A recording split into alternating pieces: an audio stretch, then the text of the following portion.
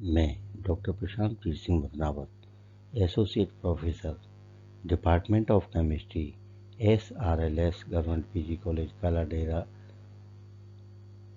से BSc part द्वितीय के सेकेंड ईयर के विद्यार्थियों के साथ विषमांगी साम्य में नैसर्ट का वितरण नियम, नैसर्ट डिस्ट्रीब्यूशन लॉ, टेम्परेचर कोफिशिएंट,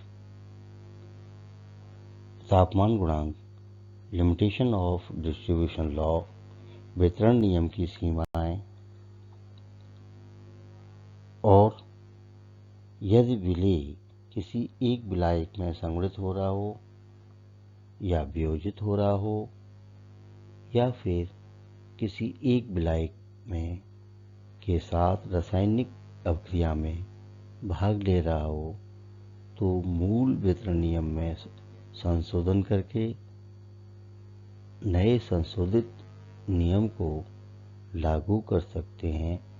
तो ये सभी विचार विमर्श विद्यार्थियों के साथ मैं करता हूं और उनका स्वागत करता हूं।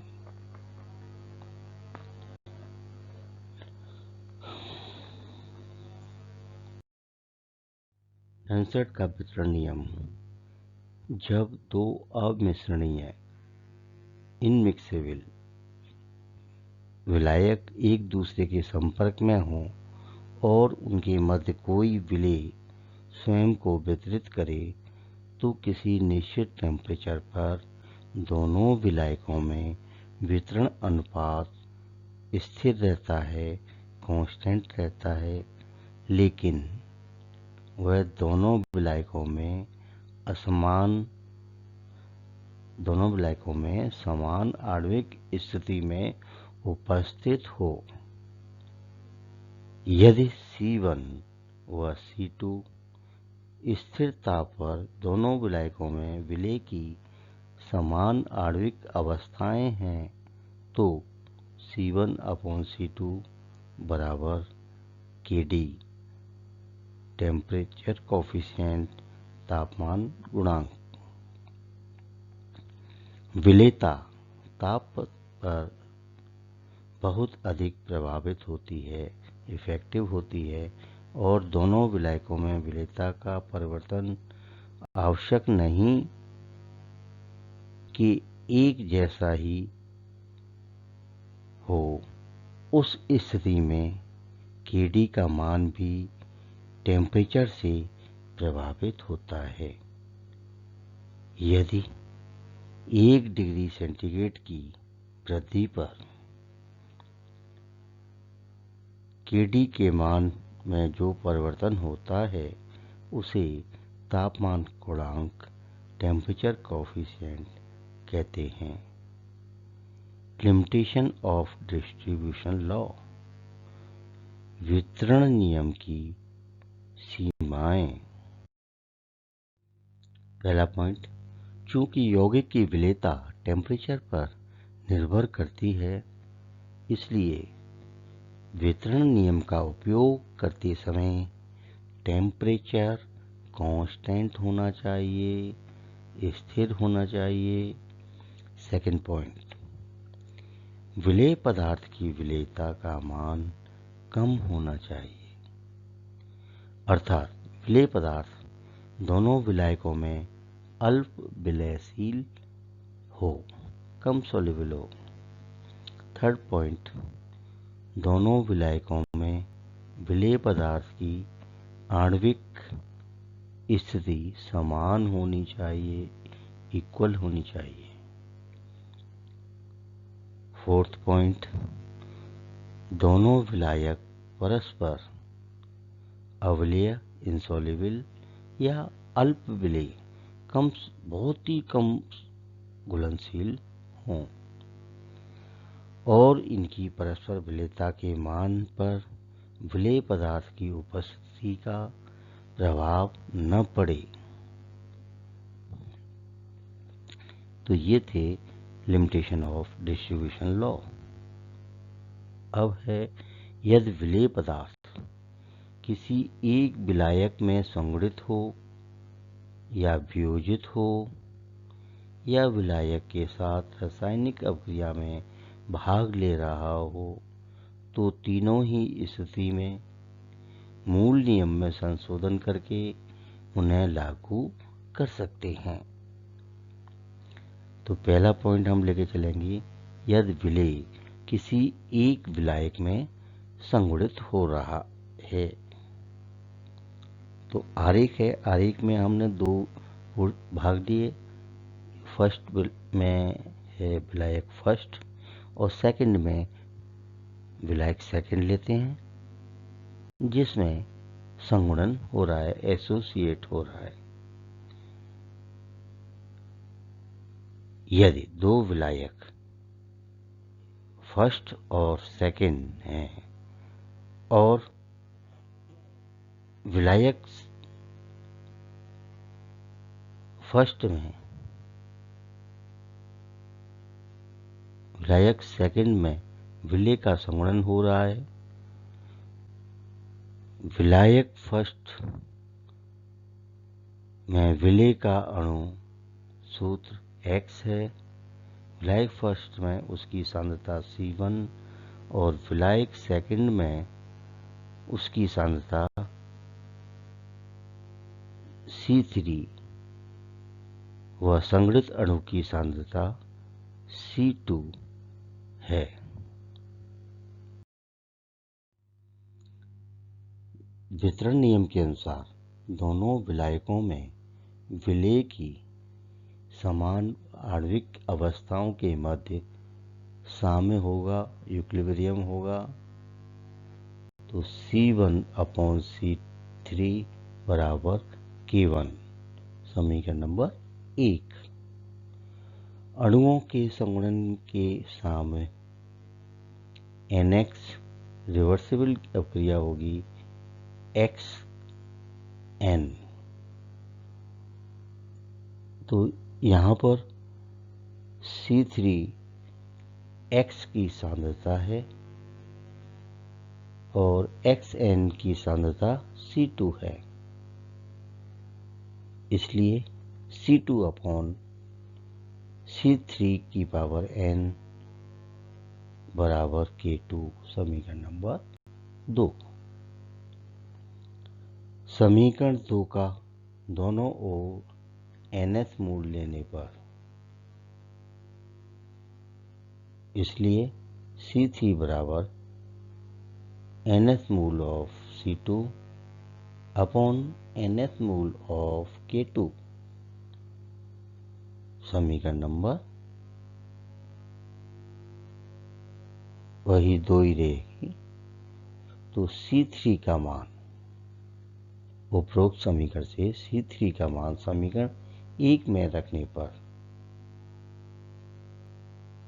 C1/NS मूल ऑफ C2 बराबर K1/K3 बराबर K।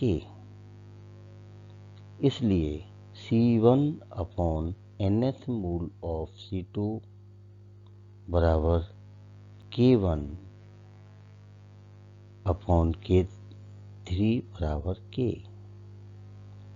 अथवा C1/NS मूल ऑफ C2 बराबर K। B, किसी एक विलायक में विलेय वियोजित हो। तो उसी तरह का आरेख में दो विलायक अलग अलग लेके चले हैं। एक लेयर में विलायक फर्स्ट है, दूसरे में विलायक सेकंड है, जिसमें सामान्य अणु X का वियोजन होता है। यदि दो विलायक 1 व 2 हैं और फर्स्ट विलायक में विलेय अणु सरल आणविक अवस्था में है और इसकी सांद्रता C1 है, जबकि विलायक सेकंड में अणु X वियोजित होकर A व B में परिवर्तित हो जाते हैं। यदि वियोजन की मात्रा अल्फा हो, विलेय की सांद्रता C2, लेकिन विलायक सेकंड में x के वियोजन पर x रिवर्सिबल क्रिया होगी, a प्लस b में परिवर्तित होगा।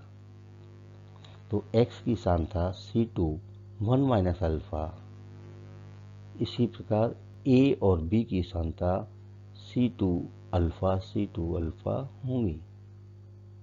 अतः विलायक सेकंड में अवियोजित अणुओं की सांता C2 1 माइनस अल्फा है, तो वितरण नियम के अनुसार C1 upon C2 1 minus alpha बराबर स्थिरांक KD, इसलिए C1 upon C2 1 minus alpha बराबर KD। C, जब विलेय किसी एक विलायक के साथ रासायनिक संयोग करता है। आरेख दो विलायक जो अल्प विलेयशील है। विलायक फर्स्ट, जिसमें अणु सामान्य अणु की तरह व्यवहार करता है और उसकी सांता C1 है। विलायक सेकंड में यह अणु N अणुओं के साथ संयोग करता है और इसकी कुल सांद्रता C2 है और इसके X अणु रासायनिक संयोग में भाग ले रहे हैं। X प्लस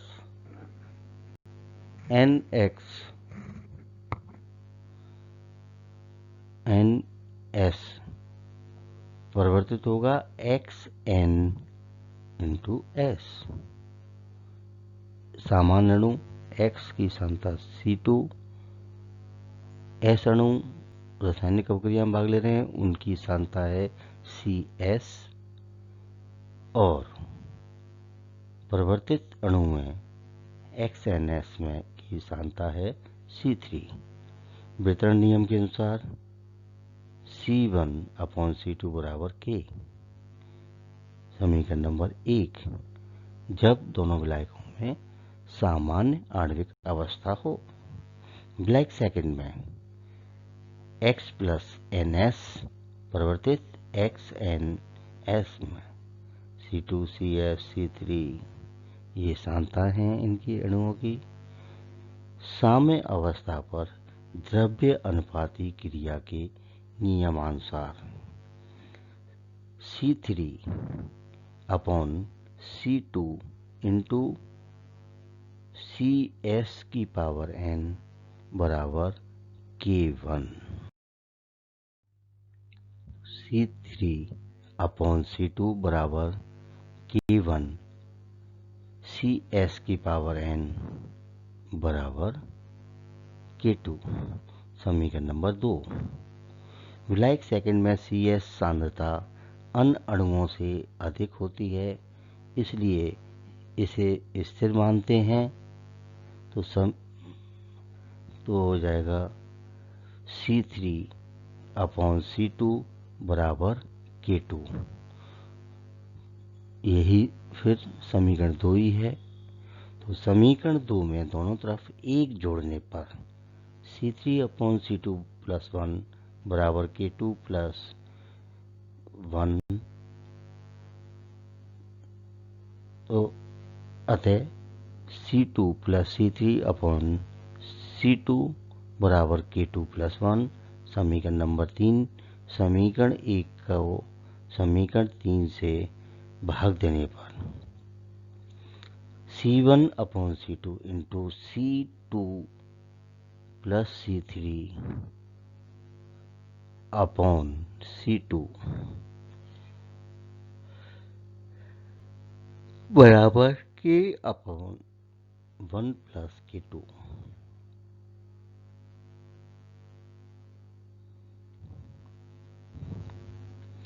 तो पब्लिक आएगा, या C1 upon C2 plus C3 बराबर K2। धन्यवाद।